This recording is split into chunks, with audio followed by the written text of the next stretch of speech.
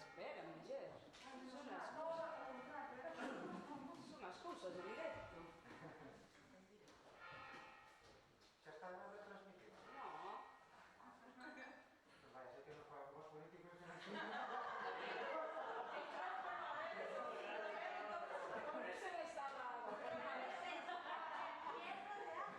Así que te suene, pero yo no sé nada. Que error, que lío, a ver si acabamos esto. Vaya mierda, está bien. El micrófono abierto. Hay un montón de... Se le ve pues eso. Ahora ya, cartas boca arriba, todo de boca arriba. Tiene que estar muy bueno eso. Aquí, Paula. Sí, te cortas, te cortas. Dios te boda. Tío. Qué guapito.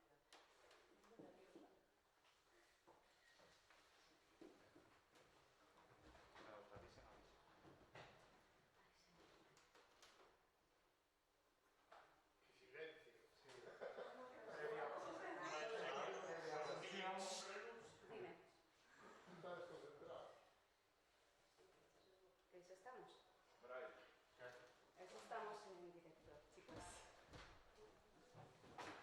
Son las 12. Un minuto, si quieres esperar 5 de cortesía.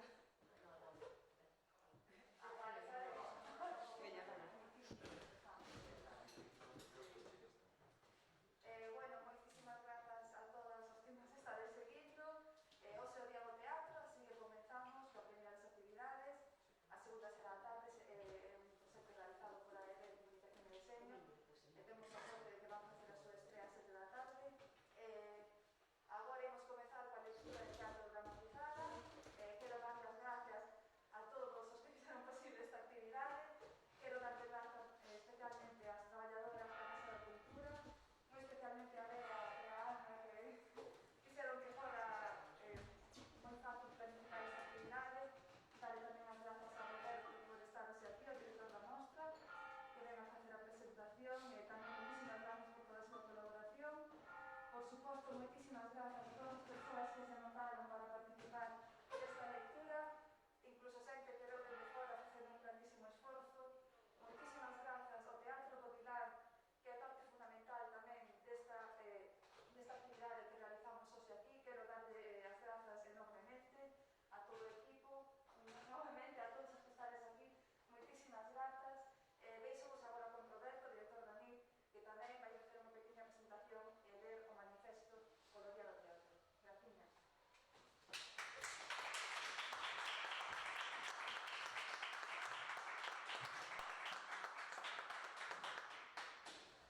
Moi bo día a todos e a todas.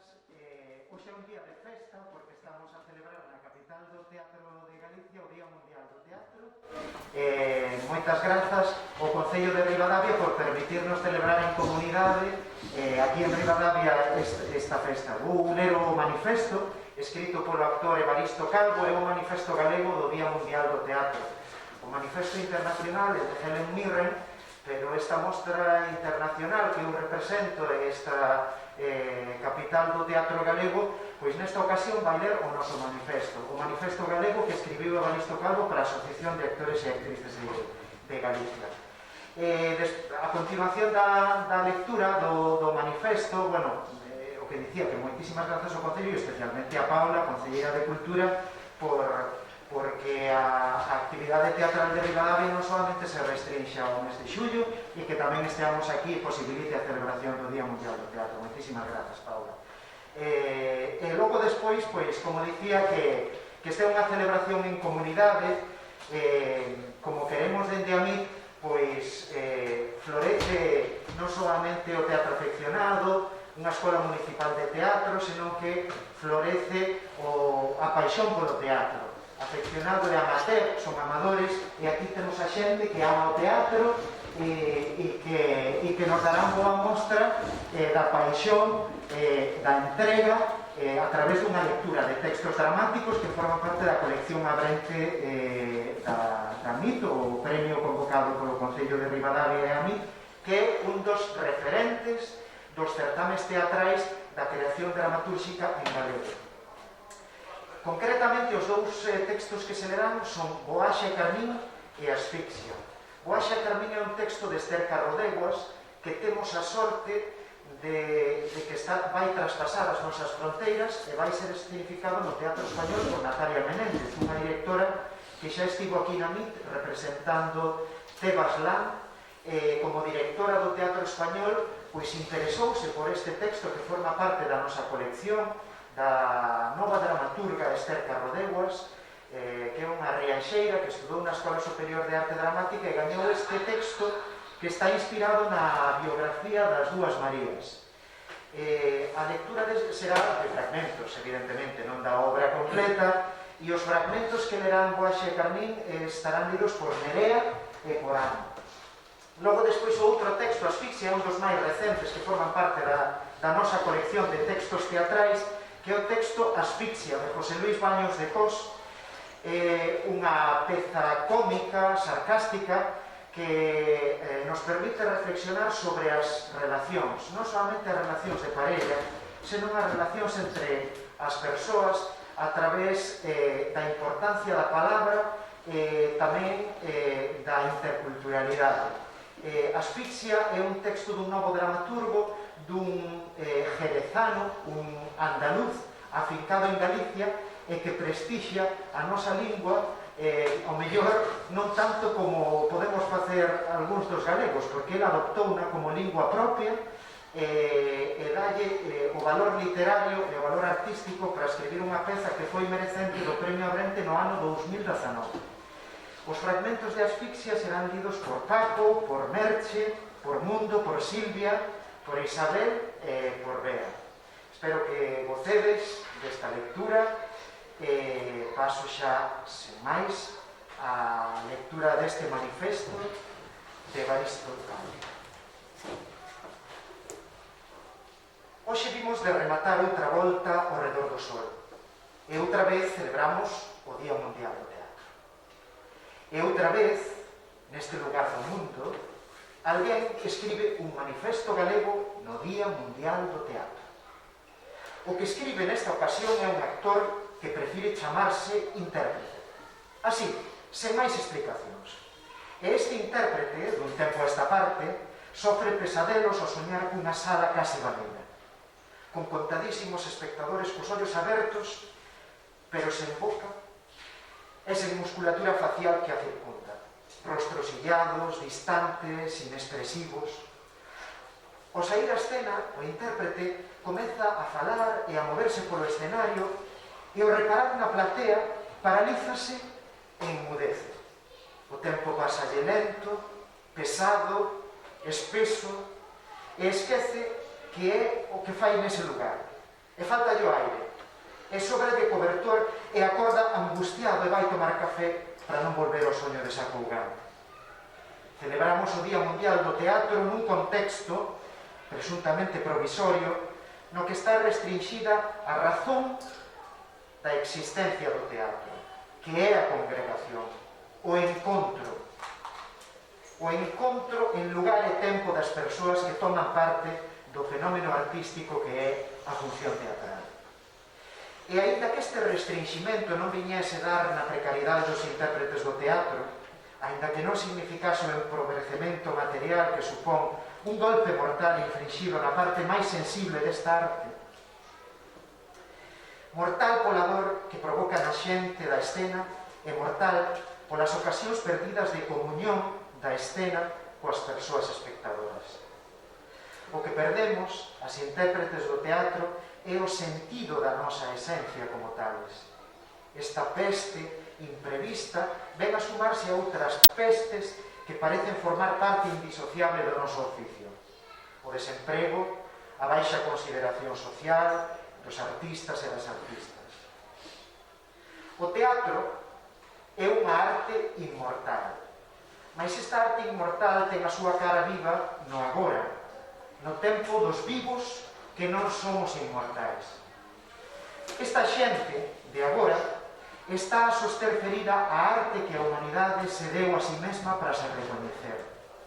As intérpretes somos un órgano vital no corpo desta arte inmortal. O teatro non vai morrer, pero hoxe sofre, cando este órgano adoece de fame e de medo. As intérpretes do teatro vense impotentes para dar unha vida de calidade a esta arte inmortal no medio desta peste. Choramos na casa e cando nos deixan pisar o escenario, impostamos o que compre impostar con determinación, coa determinación de sempre, pero inmersas no pesadelo das butacas deshabitadas e as espectadoras sen rostros. Todo ollos que parecen ollar desde outro mundo. Hoxe celebramos o Día Mundial do Teatro. Tras un ano que quixeramos esquecer, pero que nunca se borrará das nosas memorias. Agora comezamos unha volta máis deste planeta doente ao redor do Sol. E cando remate esta volta, volveremos celebrar que o teatro existe, e con el existimos nós. Será, posiblemente, outro ano, unha realidade semellante a un mal soño. Pero cando acordemos, o teatro estará aí.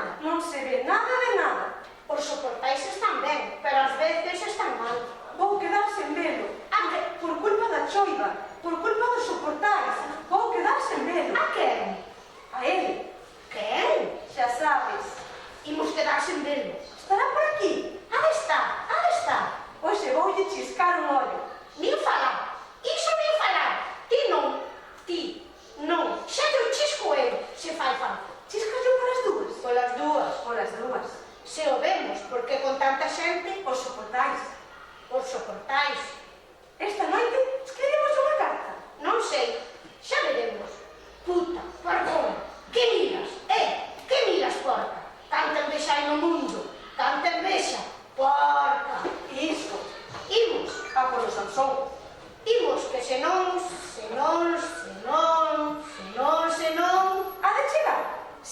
chegou. Sempre. Sempre houbo. Sempre houve quen.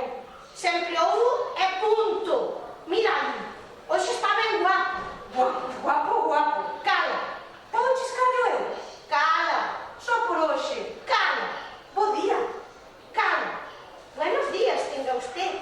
Y hasta mañana, por si aquí se le ve. Que guapo. Escribimos unha carta. Pola tardiña sí. E que lle ponemos? A ver, déixame pensar.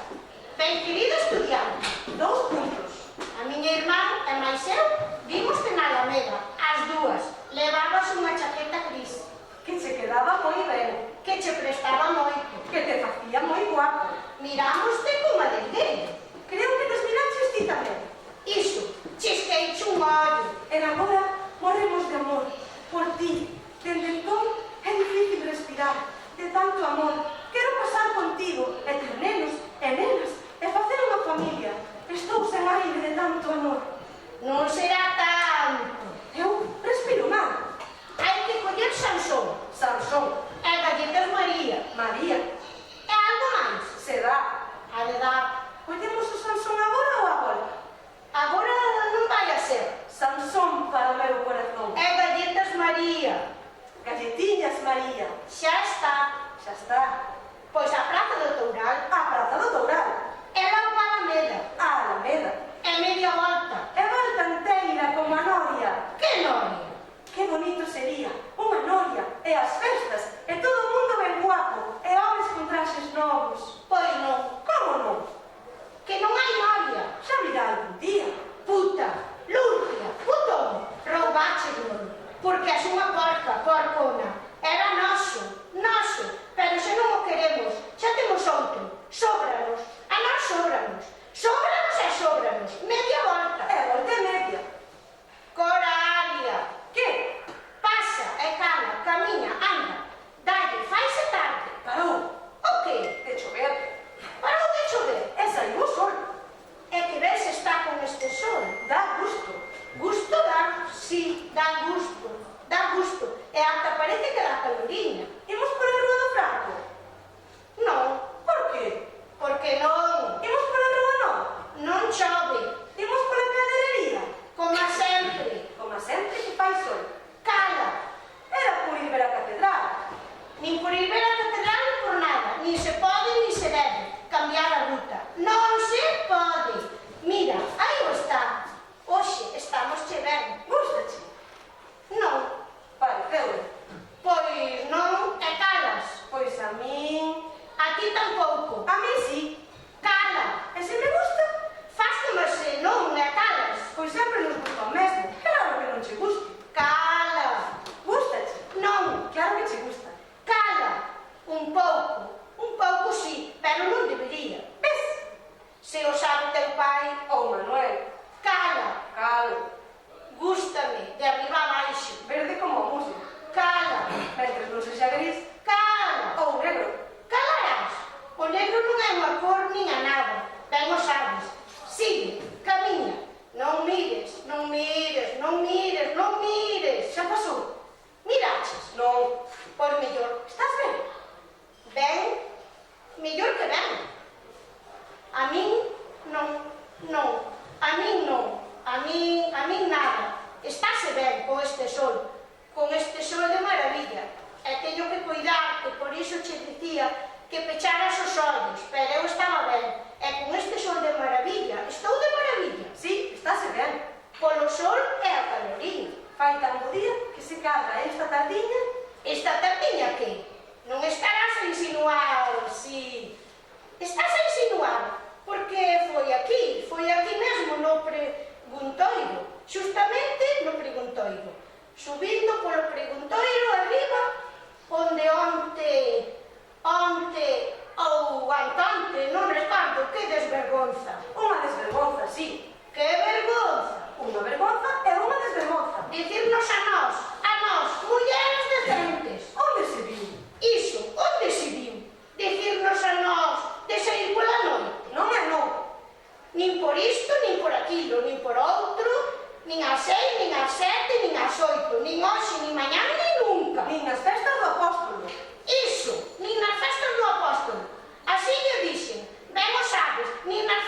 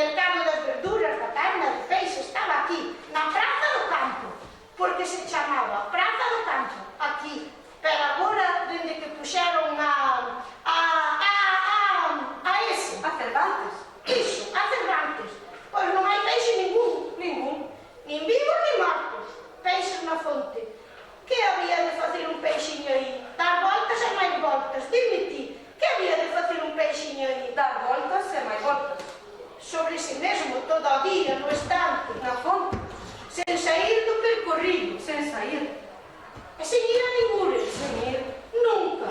Morrería mareado. mareado. Tantas veces che dixen que por moito que dixesen, que por moito que rosnasen, non había de haber peixes na fonte, porque a dar voltas haberían de morrer estancados. Cantas veces che dixen? Moitas, Cantas. moitas. Moitísimas. Os peixes están no mar, e no mercado de abastos, no mar vivos, no mercado de hortos. Hai peixes no mar e no río. Que vai dar ao mar? Ao mar, Ao mar, sí, ao mar. nunca vi no mar. Xa o sei, nin falta que che fai. Ti non és un peixe, e non hai máis que falar. Mira, O que? aí, Mira ti. é fermoso. Entramos, Que dis? que sentamos. Non sei. Que fas? Mira, Non é para tanto todo isto. a mí gustame. Que che vai gustar? Nin che gusta, nin che disgusta. Se ti o dis, Mira, aí o tes. iso parece. Eu diría que é... Debe de ser. Digo aí. Que di? A ver, que di? O mar, Pois xa está, xa diches o mar. Querías ver o mar? Aí o tes, telo diante. Cas súas ondas, co seu aquelar, coa súa espuma, co seu horizonte. Telo todo, tal cal o mar. pero non é o mar. O mar é o mar mariñeiro. Pero é un cabo. Pero moi ben pintado. Tan ben pintado que ata parece que cheira a mar. Se ti o dis, Mira o ben. xa o miro. Un. Xa ulo. Pois cheira. Se ti o dis, Dalle, camiña, anda. Feas non son estas cousas, estes carros, estes aqueles, pero a min, que queres? Eu prefiro outras cousas. Aqueles santos que pintaba Manuel, xa eran outra cousa. Iso levaba un traballo, facer aqueles vestidos, aquelas túnicas, aquela cousa bonita, aqueles cores. Onde se ven xa? Non se ven, non se ven. Canto podía pintar Manuel nas virxes? Dis, canto. A ver, fai un esforzo. Bótalle. Canto podía pintar? Imagina, para pintar unha boa virxe de verdade, unha virxe das grandes, das que van ás procesións, unha virxe de capa, unha virxe, unha Virxe María. iso, unha virxe María, por exemplo. Que lle podía levar? Ti? Non sei. Mais ou menos, por dicir, 4 días, 5 días, 6 días, 7 días, unha semana. unha semana. Unha semana. Pero que dis? Un mes inteiro. Ti pensas que unha virxe é calquera cousa? Pois non é calquera cousa. Unha virxe non che é calquera cousa. Unha virxe non se pinta nun pispás. Nun pispás non se pinta unha virxe. Fai falta o tempo, polo menos 15 días. E se era moi Virxe. moi grande, se era moi grande, un mes inteiro. Un mes inteiro.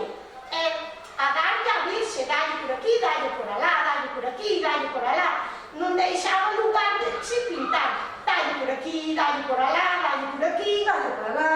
Cala. Un mes, entendes? Un mes. Non é unha atrapallada. Non se fai nunha tarde. Manuel se que pintaba ben. E as virxes quedabanlle de maravilla. De maravilla. É iso que eu non son de ir á misa. Non vou á misa. Eu non son de ir. Non son de ir. Ben o sabes. A misa non vou. Non me gusta. Pero as virxes son de outra cousa. Unha cousa seria. Unha virxe é unha cousa que hai que ser. Unha cousa que hai que ser. Ben o sabes. Non sabes? Como che digo eu sempre? Sen chaves e sen boas non se pode sair da casa. Como che digo eu sempre? Para estar guapa camiñas gallo. Coralia, cala, mira, estáche ben. Estáche ben o conto. Ben o conto. Mal non está. Gústame. Inda que non pensei eu que me fose gustar tanto este sitio. Non pensaches, non. Se teño que dicir a verdade, sempre me gustou. Sempre me gustaron os homes con uniforme, despois xa non tanto. E xa non me gustan. Gustan un pouco, pero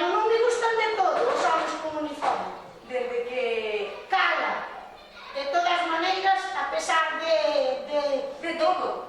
Iso, a pesar de todo, gustan os uniformes, sí. Gustan os homes con uniforme, gústanme. E non quero que me gusten, pero gústanme. Que lle vou facer? Tan, prestancia, sentan ben e gústanme. E a mí tamén. E que imos facer? A Manuel non te gustaba. Non lle gustaban. Non lle gustaban porque ele era Comunista. Era parvo, e cala. A papá tampouco lle gustaba. Calarás, e non eran comunistas. Eran anarquistas. Eran parvos, e cala. Amén. Coralia, de todas maneiras, o uniforme acalle ben a este. Bastante ben, sí. Gústache. Gusta. Sempre nos gustou o mesmo. Dixo algo. Que se nos gusta o cadro. Que se nos gusta o cara. Dice que sí. Non o coñecemos de nada. De nada. Non se lle fala aos descoñecidos. Cala. Mira o cadro, camiña. Vai, mira, non mires. Imos, non, mira, non xires, non xires, non te xires, non te xires. Gusta, e si é bonito, bastante bonito, moi moderno, nunca víramos tal, impresiona. Era ben guapo, con uniforme, e pareceume que lle gustaba. Eu? E a ti tamén, claro. Mañá volvemos ver o mar. Xa veremos. Xa veremos. E veña, que imos, faise tarde. Tarde. Tardísimo. Para volver a casa. A casa. Como sempre. Como sempre. Como cada día. Socorro, socorro. Policía. Roubaron o bolso. Roubaron a unha muller como a min. Unha muller como a min. Non hai dereito nin respeto. Antes era outra cousa. O mundo antes. Antes sí, agora non. Antes antes de... Da guerra. Do que sexa. Antes había respeto, un respeto por nós. Antes había. Escala. Sí, tamén había. Antes sí. Antes, cada día. Alegría. Coralia. Aquí. Ves, Coralia, ves? Ves como funciona a policía? Onde están? Dime, onde están? Onde están cando unha os necesita? Eu non digo que non lle quede ben o traxe. O traxe caille ben, pero polo demais, nada. Nada de nada. Onde están? Onde? Non está. Aí está o problema. Está aí o problema. Non falta, na falta de respeto e de todo como aquel día. O día que os tiven que convencer, recordas? Convencer eu a policía, a mismísima policía, de que aqueles estudantes de medio pelo, aqueles que te chamaron cachondona, que non quero nin recordar a palabra, non podo nin pronunciarla. Cachondona, así en alto. Cachondona. Te chamaron, que non podo nin dicilo, e danme noxo escoitalo. Cachondona. Pois tivemos que convencer eu para que os levaran arrestados como se aquilo fose normal. Como se fose normal. No cárcere tiñan que estar aínda hoxe. E non me importou que non os meteran no cárcere, porque lle pediron perdón. En comisaría, o xuez de antes. Un xuez con uniforme de xuez. E mazo de xuez. Un uniforme que ao meu ver era bastante feo, negro, horroroso. Pero non me importou, porque pediron perdón. E porque nunca máis, e digo, nunca máis se portaron mal, nin volver a pronunciar cachondona. E iso é o que importa. Pero hoxe, onde está a policía? Non está. Séntase unha desprazada pola xusticia, desamparada pola santa institución. É sen bolso. É sen bolso, pero non te preocupes, non pasa nada, nada. Non tiña nada no bolso, nada de nada, 4 pesos por decir, 3 pesos, nin iso, 2 pesos. Era foi un susto, ti tranquila, ponte tranquila. Estou tranquila. Onde está a bolsa? A bolsa. A bolsa do Sansón. Aquí. Está todo, o Sansón e as galletas, está todo. Menos o bolso.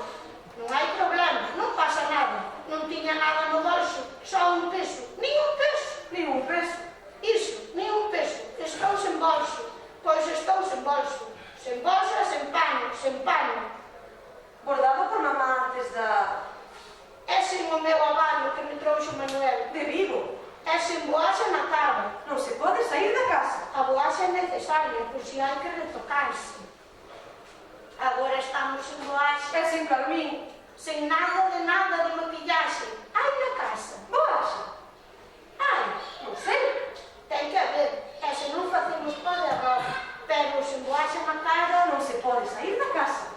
é o peito. O peite pequerrechiño de Sarita. Sen bolso, sen paño bordado por mamá, sen abano de Manuel, sen boaxa, sen carmín, e sen peito pequerrichiño de Sarita. E sen chaves. Sen chaves e sen boaxa. Non se pode sair da casa por área. Cantas veces yo teño dito? Moitas. Cantas? Moitas. Sen chaves da casa. Sen chaves para poder volver a casa. Sen chaves e sen boaxa. E sen chaves para poder volver a casa. Non podemos volver a casa. Maruxa, Que? non podemos volver a casa. Xa o sei.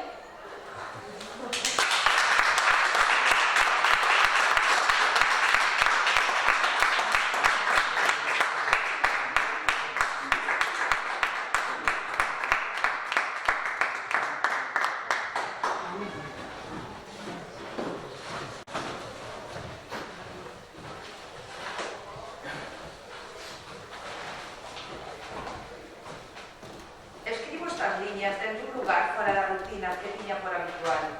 Un sinfinamento, estado de confinamento que semella non rematar nunca. E incluso neste estado alterado, a miña tendencia é a de buscar unha nova rutina salvadora para sentir que permanece o que creo ser. Durante todo este novo espacio-estado, resoa na miña cabeza o título dunha obra que nunca vi e que con todo quedou grabado no meu imaxín.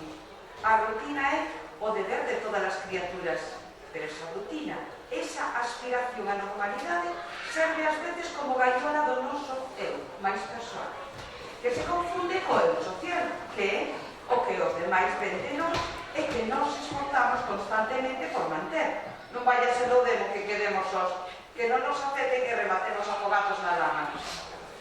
A rutina é o deber de todas as criaturas, penso, mais Pepe sabe que iso non é de todo certo. Sabe perfectamente que aquilo que nos esforzamos por manter baixo o vídeo, o pago da transparencia, non é outra cousa que o que nos fai diferentes e únicos. E por iso propónnos ser sen, ese porto diferente. Acaso pasamos a vida esforzándonos por ter baixo controlo diferente para ser iguales, xa que os demais non poderían darlle forma a ese eu tan alleo, o eu que eles coñecen, aínda a costa dos nós mesmos. É aquí onde aparece esa asfixia, esa náusea que conecta directamente con Sartre, esa asfixia que chega de súpeto, pero que sempre estivo aí, porque ese mundo tan ben construído de horas, rutinas, preparacións, coñecementos, gustos, ideoloxías, podense esfumar por unha peza que non encaixa. E esa peza que non encaixa pode ir trocando lenta e inexorablemente nunha gigantesca pedra que pode caer no escenario, tan verosímil como liberadora. Pausa para un vídeo vermú. Relevo meu texto e decátome do gran acerto de Pepe. O que escribí é complexo e difícil. Está escrito dun xeito atrapallado e acaso autocompracente, pero texto de Pepe, ese texto polo que eu teño que escribir estas líneas, está cheo de sinxeleza e clarividencia. O texto pon todas as capas posibles ao mesmo nivel. As veces, as voces, as apuntacións, os subtextos, as intencións dos xestos. Pepe quere que o entendas. Non quere ser crítico, pero tampouco facilón. Busca que todas as cartas estean enriba da mesa para que ti escollas. É generoso coa comprensión da obra, escolle trazos propios doutras tradicións escénicas aparentemente menos cultas. Do teatro, da rúa de captación do público, a simboloxía dos contos, da narración oral, o achagamento ao seu público, porque o teatro é prazer. Ainda que trate de raíz mesma da asfixia, ten que conmover, mover con. Ten que facernos sorrir, pensar, sentir que alguén quere falar con nós. Porque o teatro é ante todo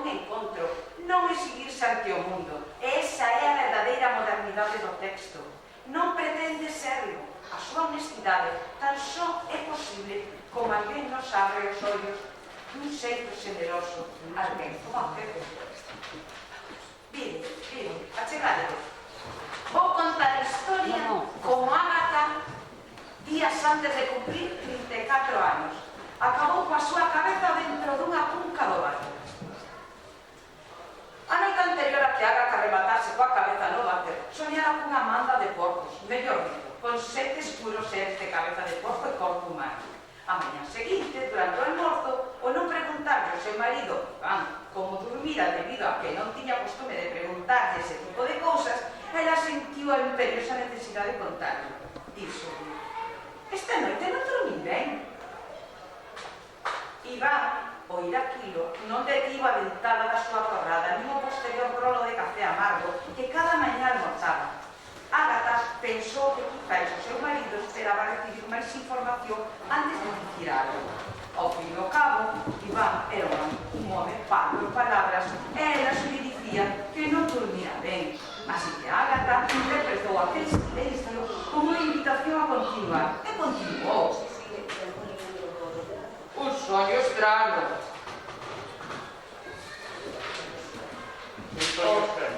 Oír as súas palabras en boca do seu marido, Ágata arrepentiuse de usar o termo soño e non pesadelo e quiso corrixir a súa inexactitude. Mais ben un pesadelo.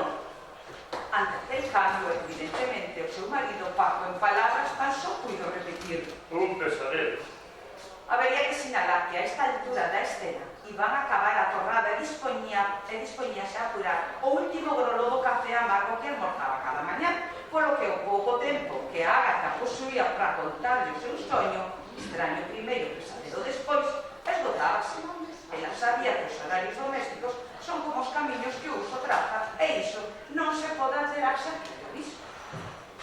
Efectivamente, un pesadelo que non me deixou dormir ben, quiso resumir Ágata, que se decatou de que o seu soño extraño primeiro, pesadelo despois, necesitaba de máis tempo do que dispoñía para buscalo. O seu marido, un xesto paternal, acariñoulle a cabeza e díxolle que o sentía moito. Sinto. Despois, despediuse e marchou o traballo como cada mañá. O que nos sae Ágata alegrouse de que Iván fose un home parco en palabras e non lle pedise que lle explicase aquel soño, extraño primeiro, pesadelo despois, debido a que non lle tería gustado contalo de maneira apresurada. E que unha das principais premisas na vida de Ágata era que as cousas se fan ben ou non se fan. Cando finalmente Ágata quedou só, sentiu que se asfixiaba e acto seguido sobrevinieronlle unhas profundas ganas de vomitar aquilo que afogaba. Por sorte, chegou o tempo de vomitar no váter, porque como ela mesma sabía, as cousas non se fan ben ou non se fan. E así foi como Ágata acabou coa cabeza dentro do váter. Eu contareilles como Iván, un home de 30 e moitos anos, gañou 2 caramelos. Unha mañá que Iván viaxaba en metro ao seu traballo despois de almorzar, como cada día, a súa torrada e o seu café amargo, e tras despedirse da súa muller Ágata, preguntouse que vira nela para rematar xuntos. Quizais aquela inesperada pregunta tivese algo que ver co comentario que a súa muller lle fixera durante o almorzo sobre un extraño sono. Primeiro, e pesadelo despois, que rompera a tranquilidade vespertina de Iván. Tivese ou non relación, o certo é que Iván expúxose a aquela cuestión por primeira vez despois de moitos anos de matrimonio. Outra persoa no lugar de Iván estaría en disposición de enumerar unha longa lista de motivos, pero el, que sempre fora unha persoa parca en palabras, limitouse a lembrar un suceso que lle ocorrera sendo pequeno. Un bo día, a súa nai, preocupada ante a clara e incipiente parquedade de palabra do seu único fillo, levou a un médico medorenta de que se debese a un problema de entendemento. Tras unhas exhaustivas probas, o médico aseguroulle a súa nai que non había nada que temer, que todo no pequeno Iván era normal. Entón, por que non fala? Preguntoulle a nai. O médico buscou nun dos pechos da súa bata e sacou 2 caramelos. Cantos caramelos queres, Iván? Ofreceulle o médico. De inmediato, Iván respondeu que os 2 e colleu os caramelos. Ás veces, señora, o problema non é a falta de resposta, senón a falta dunha boa pregunta, sentenciou o médico ante o asombro banal. Por iso, aquela mañá no metro, camiño do seu traballo, cando Iván se preguntou por primeira vez que é o que vira na súa muller, lembrou os 2 caramelos que gañou na consulta do médico moitos anos atrás. Para aquela pregunta, Iván, parto en palabras, tamén tiña unha parte de resposta. A lexible letra da súa muller.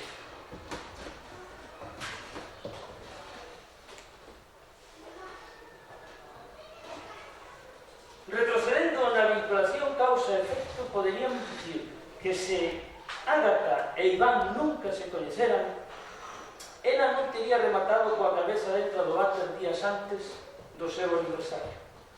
Pero, evidentemente, estas cousas nunca se saben cando coñeces alguén. Por iso, moitos anos antes, na facultade, cando Iván lle pediu a Ágata os apuntamentos da materia de Dereito Romano, esta non se negou a darllos alegando que remataría coa cabeza no váter. Non, simplemente díxolle que llos deixaba en dereito de usufruto, sen ninguna posibilidade de usucapión. É que a Ágata dábaselle moi ben o dereito romano. Algo que, sendo o seu pai xuíz, poderíase supoñer como algo previsible, se non fose porque a ela o que realmente lle gustaba era cantar. En ocasións, Ágata soñaba participar nun musical que tivese lugar nun xuízo onde ela, vestida cunha toga, cantaba unha alegación en favor do seu cliente, mentres os membros do xurado bailaban precisas coreografías.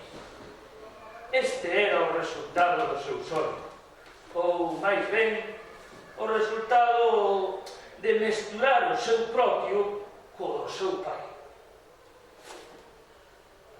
Cos anos, Ágata asinou un armisticio entre ambos soños. Nin se fixo cantante nin abogado. Buscou unha profesión que estivese en terra de ninguén, afastada de toda a vida e mesmo da súa propia. Coa cabeza dentro do váter, Ágata lembrou un documental que vira sobre a avestruz.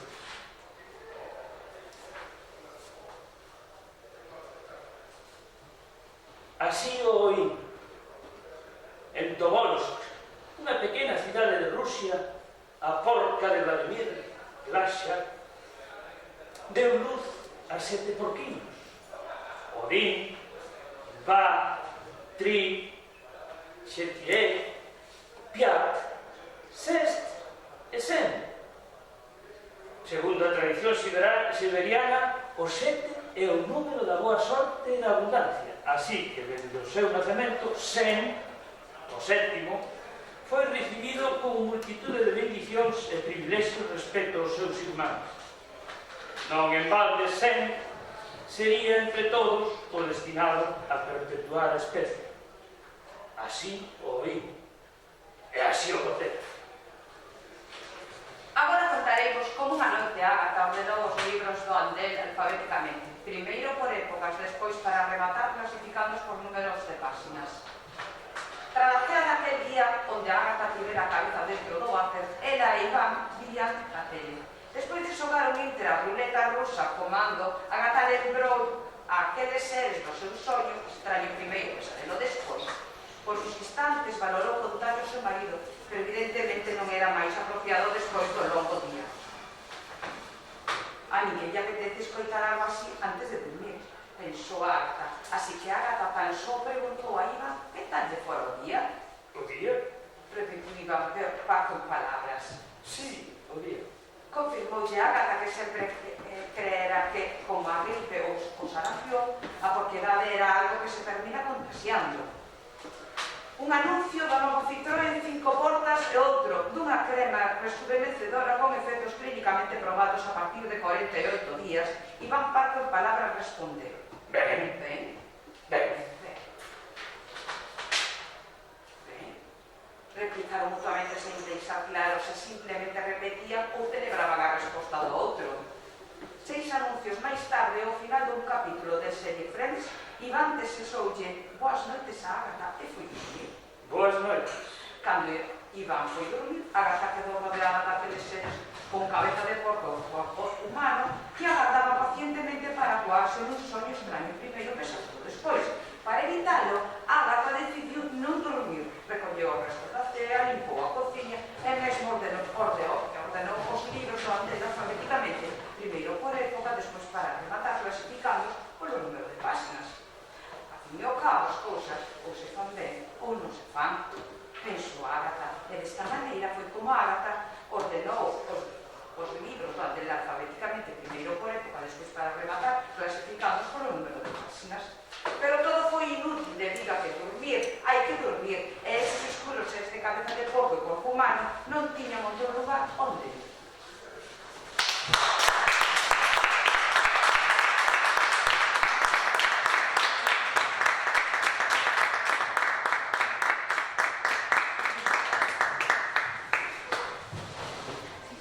Agora seguimos con Asfixia, outra das esteas deste libro. Agora chegou o momento de contar como Ágata e Iván, a da súa boda, decidiron amolar a súa casa e como Ágata permaneceu toda unha tarde sentada sobre un amarelo sofá de Ikea. Tras a boda, Ágata e Iván deronse conta de que a casa onde viviran, agasallo dos seus respectivos sogros, estaba por amoblar. Así que, como unha parella máis, decidiron acudir a Ikea. Tras unha hora, pola multitude de corredores sin aclararse, decidiron solicitar asesoramento a un dependente. O dependente, cuxa placa decía que se chamaba Heidegger, preguntoulles como era a súa casa. O que Iván, sempre parco en palabras, respondeu: normal. Necesitamos amurlara por completo. Necesitamos enchela. Está baleira. Precisou Ágata, que estaba feita a ter que aclarar as concisas respostas do seu recente marido. Necesitamos encher todo ese baleiro. O dependente quedou sorprendido por tal petición. O baleiro non se pode encher, poden delimitalo, encerralo e mesmo eitalo, pero sempre existirá. Entón, que podemos facer? Tan só poden acomodarse a él, tentar sentirse ben no seu interior e non expoñerse á súa frialdade, respondendo. Aquela revelación con tinturas de cora filosóficas fixo palidecer a Ágata, que se deixou caer sobre o sofá amarelo. Iván ao contemplala, non puido menos que preguntarle se estaba ben. Sí, só necesito pensar. Ao que Iván poderia protestar, pensar aquí que ainda temos que amolar a casa, desde cando Ikea é o berto do pensamento occidental, pero non fixo, tan só repetiu como bo parco que era pensar. Iván, cando o ceo está despesado, o sol aparece. Cando a terra está seca, cae a choiva. Eu agora teño necesidade de pensar, e penso. Así que marcha para casa e deixe-me pensar. Iván marchou para a casa contrariado, non sin antes parar nunha tenda de lambetadas e comprar uns caramelos. Ágata, en cambio, quedou durante horas naquele sofá amarelo, pensando sobre o baleiro e a imposibilidade de enchelo, ata que un garda de seguridade informou de que debía marchar, e empechar. E desta forma foi como Ágata permaneceu toda a tarde sentada nun sofá amarelo de Ikea pensando.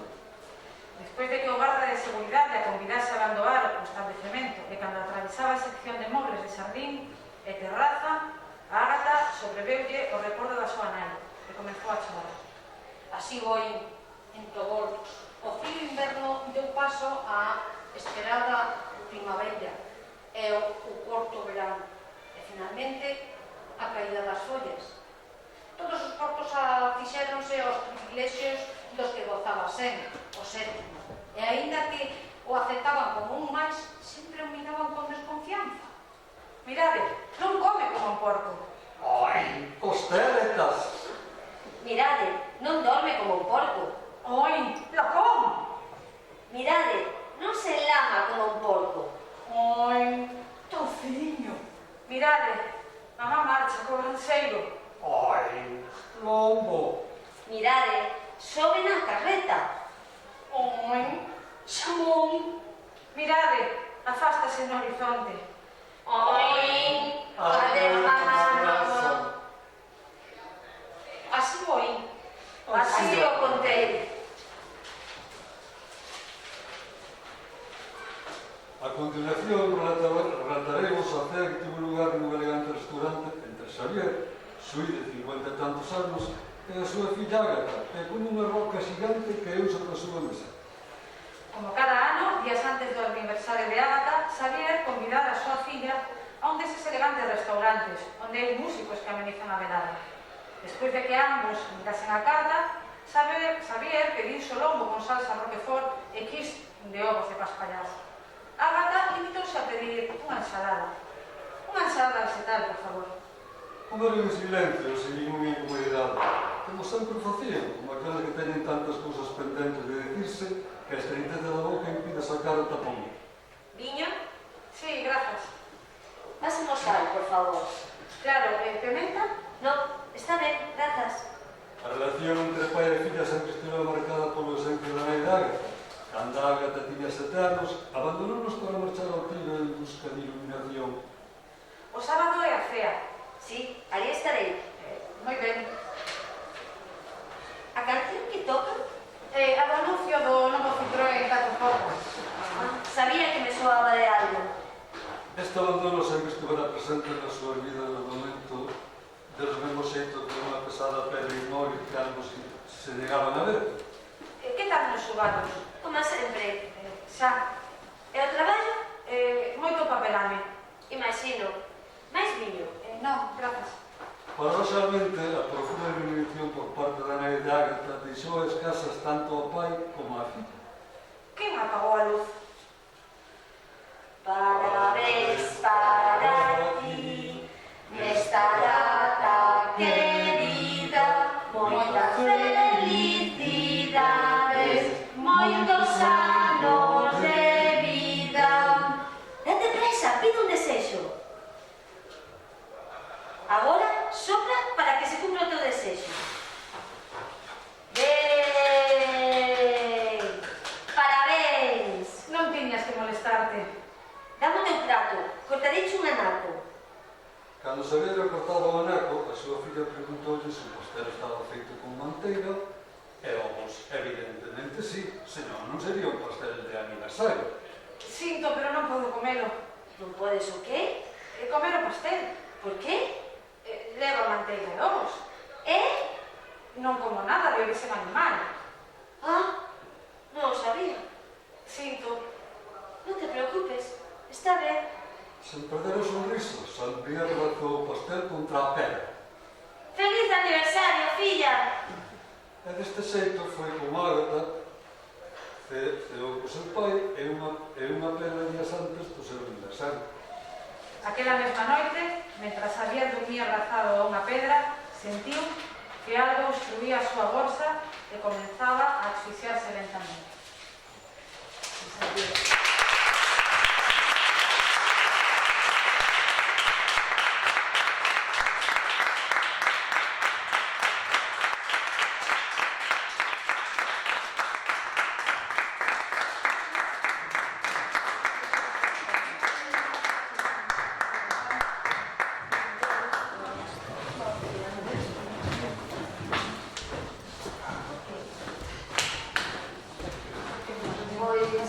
Moitas grazas a os que nos vistedes a través da plataforma.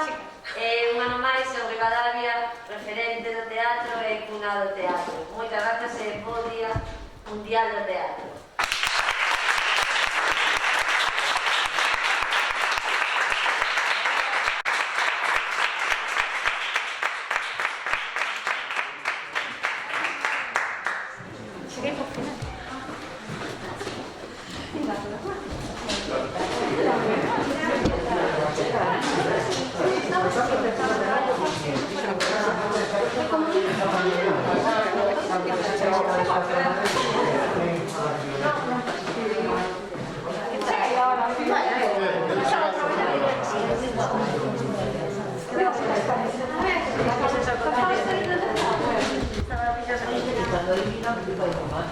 Estaba